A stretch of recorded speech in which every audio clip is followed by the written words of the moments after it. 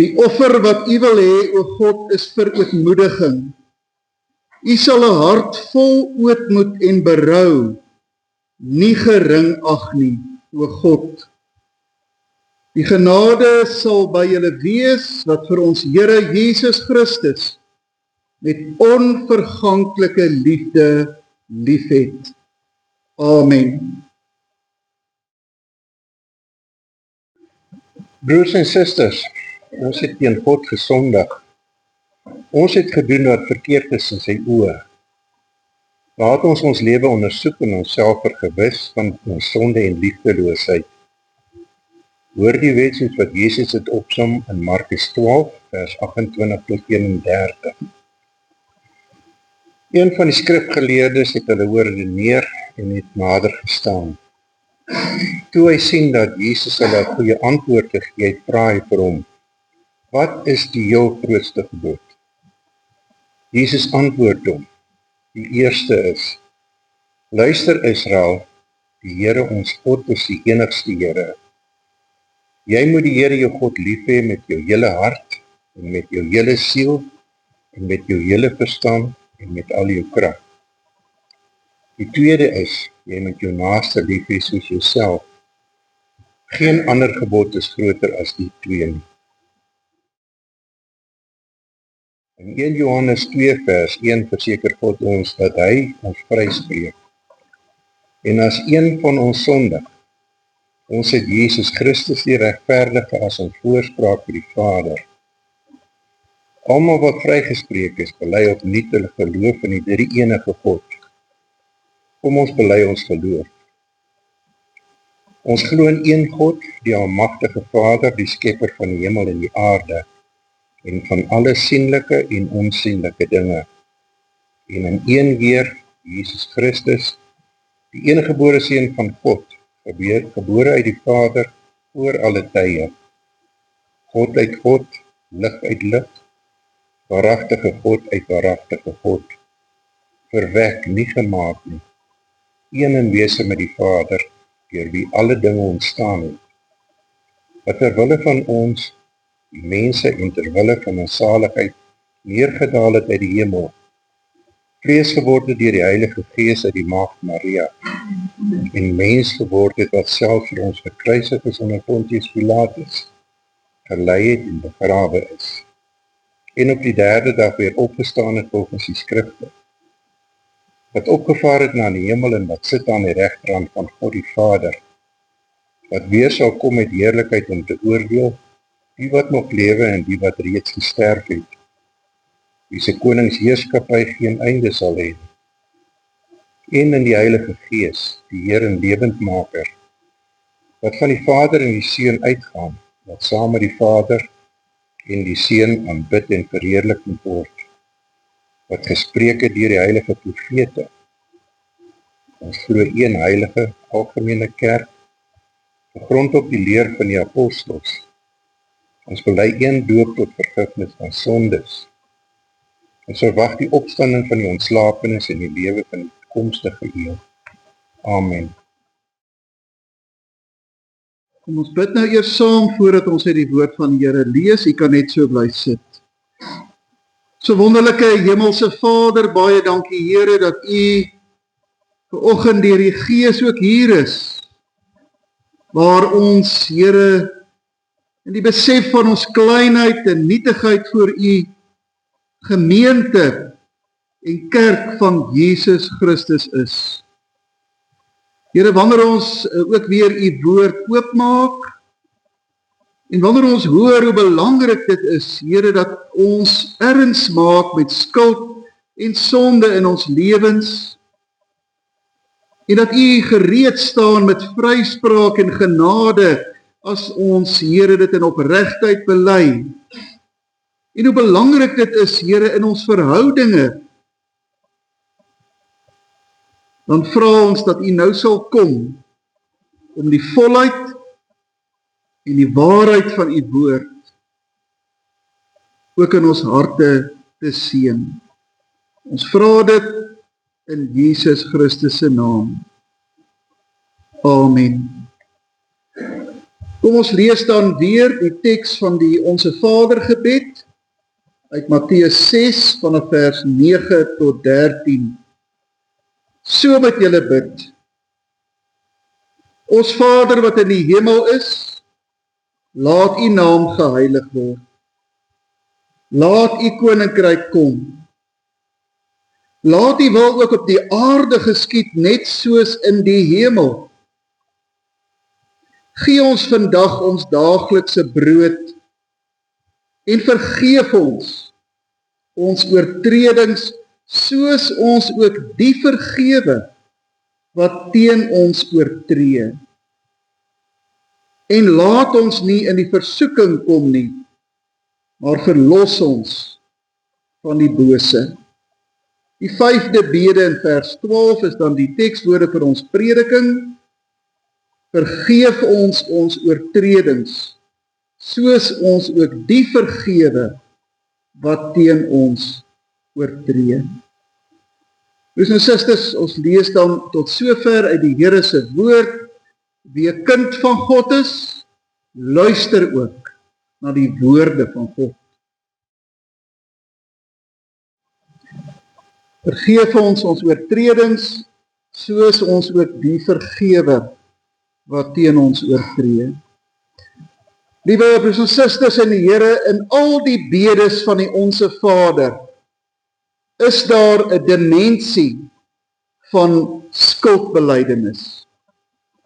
Wanneer ons tot God nader en bid om die heiliging van sy naam, of om die koms van sy ryk, of dat sy wil moet geskied, dan verklaar ons daarmee eintlik ons bankrotskap, ons skuld.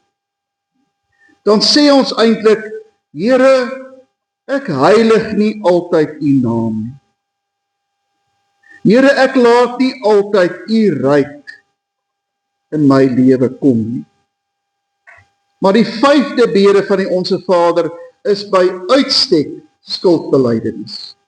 In hierdie bede lê ons die diepste grond van ons ellende bloot, naamlik ons skuld, ons oortredinge teenoor God en naaste. Hiermee bely ons nie alleen maar al die sake in die wêreld en in ons lewens wat skeef geloop het nie, maar ons bely ook die oorsaak daarvan, wat baie keer maar ons skuld teenoor God en naaste is. Die hoofsaak van ons ellende is eintlik hierin geleë. Ons is voor die Here baie keer skuldig. En dit val op dat hierdie bede ook nie deur 'n enkeling gebid word nie. 4 keer in hierdie bede staan die woordjie ons.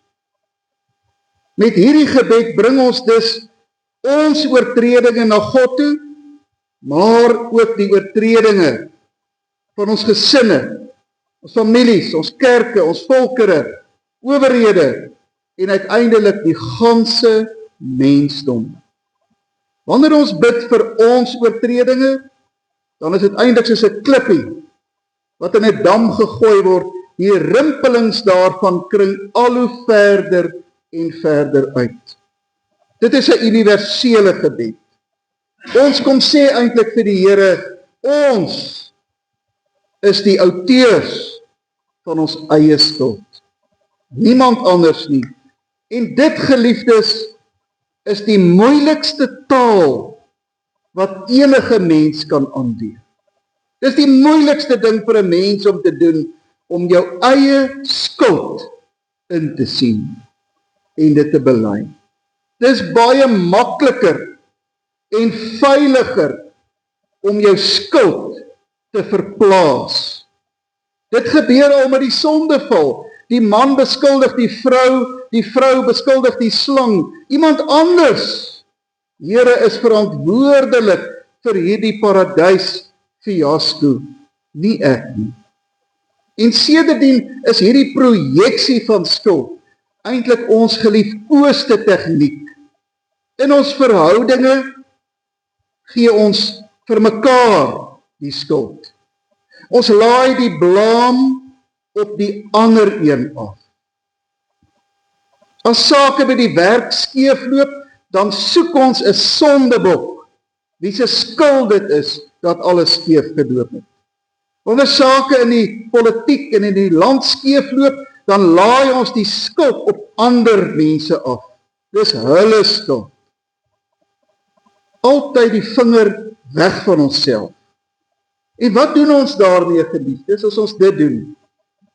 Ons word eintlik soos 'n moderne Pontius Pilatus, wat eintlik ons hande maar in onskuld was oor ons eie optrede. En dit lei uiteindelik tot ons ondergang. Ek lees dat daar moderne sielkundiges is, wat deesdae al hoe meer begin sê, dat baie mense het 'n definitiewe angs, 'n angs om hulle eie skuld te erken. Hulle probeer dit op allerlei maniere verduidelik en projekteer dit aanhoudend, want hulle wil nie met skuld en met foute gekonfronteer word nie. Geliefdes, en nou is dit die evangelie. Dit is die blye boodskap vanoggend. In Jesus Christus wil God dit verander. Hy het dit eintlik alreeds verander. God het in Jesus Christus die sondebok kom voorsien. Christus het die lam van God geword, sê die apostel Johannes, wat die sonde van die wêreld kom wegneem. En wat doen Christus? Hoe doen hy dit? Hy verander die projeksie van skuld. Die verwyte waarmee ons die skuld wegwys van onsself af. Dit is, gemeente, die hartklop van die evangelie. Mense, enige een van ons, kan nuut wees. Mens kan weer begin, sonder jou skuld. Jesaja sê dit eintlik die mooiste. Hy sê, al was julle skarlakenrooi van sonde, julle sal wit word soos sneeu. Al was julle purperrooi, julle sal wit word soos wol. Jesus Christus alleen kan die kringloop deurbreek van skuldontkenning, van weiering om my skuld in te sien en van skuldprojeksie. In ons verhoudinge, by die werk, in die politiek, oral. Christus beëindig die kringloop waarin mense mekaar die heeltyd aankla. Maar meer is dit doen Jesus, hy skep 'n nuwe kringloop waarin mense mekaar vryspreek, waarin mense bereid is om mekaar te vergewe. En daarom die tweede kritieke belangrike deel van hierdie bede. Jesus sê vir sy disippels, julle moet bid, vergewe ons sondes, net so, en met dieselfde entoesiasme en bereidheid om ook mekaar te vergewe. Jesus sê, hoe kan jy wat iemand anders nie kan vergewe nie? Hoe kan jy voor die Here kom staan en sê, Here, vergewe my? Daar was 'n Duitse teoloog by die Van Thieleke, wat 'n beeld gebruik het, wat vir my baie goed werk. Hy sê, vergifnis is soos 'n afloswedloop. Die vergifnis moet soos 'n aflosstokkie telkens weer verder aangegee word. Telkens deurgegee word. En wie hierdie reël van die wedloop verbreek, word gediskwalifiseer. Want daardeur word die wesenlike kringloop van om die baan word verbreek. Die vergifnis wat ek van Jesus Christus ontvang het, moet ek in die kringloop van vergifnis behou word. Vergifnis moet ek aangee elke dag aan my huweliksmaats, aan my kollegas, aan my kinders, aan my ouers, selfs my politieke opponente en my vyande. Sien nie hoe hierdie bede staan teenoor ons natuurlike wens om ons vyande uit te delg of oor te haal tot ons standpunt. Ons vra God om ons vergifnis te skenk, sodat ons mense ook kan vergewe. In plaas daarvan dat ons wraak en vergelding, moordende kyke of woorde, dinamietkers en handgranate vir mekaar aangee, gee ons eerder Christus vir iemand anders aan. Martin Luther sê, 'n Christen is in 'n sekere sin Christus vir 'n ander. In ons kry die vergifnis van Christus gestalte. In ons voete, hande, oë en ore. Geliefdes, dit is wat hierdie wêreld waar ons leef, hierdie verskriklike wêreld, vandag die meeste nodig het. Mense, groepe, volkere, wat mekaar kan vergewe. Christus het vir eens en altyd die offer gebring wat nodig was vir skuldvergifnis. Ons moet hieruit nou gaan leef. En ons moet dit telkens, elke dag weer uit die Here se hand afput, weer uit die Here se hand ontvang. En dan moet ons in die kringloop van vergifnis tree deur self daardie vergifnis aan te gee. Ons moet tog nie die aflosstok van God se genade vir onsself hou of roekeloos laat val, want dan eindig die kringloop van vergifnis uiteindelik by my. Mag die Here ons met hierdie baie moeilike saak in ons geloof, maar wat so belangrik is vir ons verhouding met God, deur die inwerking van sy Gees elke dag krag gee om so te lewe. Amen. Kom ons dank nou saam.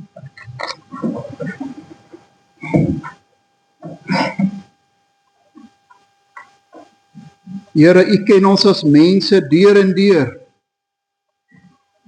U weet ons vra maklik vergifnis vir ons sondes, maar U weet hoe verskriklik moeilik dit vir ons is om te erken ons het 'n fout gemaak. Ons is verkeerd. Ons is skuldig. Maar Here, wanneer ons dit kan doen, dan kom daar vir ons vryspraak, dan kom daar vir ons vrede. Here, besiel ons, gee ons die krag om net soos wat U bereid is om ons te vergewe, wat dit glad nie kan verdien nie, net op grond van U liefde, om daardie vergifnis weer aan ander mense aan te gee. En Here, maak ons 'n wêreld waarin mense mekaar kan begin akkommodeer, waarin mense mekaar se belang voorop stel en nie alles verwoes in 'n poging om alles te besit nie. Here, dankie vir die voorbeeld van Jesus Christus, hy wat sondeloos was, hy wat nooit enige skuld gepleeg het nie, maar wat bereid was om die skuld van 'n mensdom op hom te neem aan die kruis, en daardeur dit vir ons moontlik maak om vandag te lewe as mense wat weet, ons kan ook ander vergewe. Ons vra dit van U in Jesus Christus se naam. Amen. Geliefdes, ontvang dan nou die seën van die Here en gaan in sy vrede. Die Here skep vir u 'n rein hart. Hy vernuwe u gees en maak u standvastig. Amen.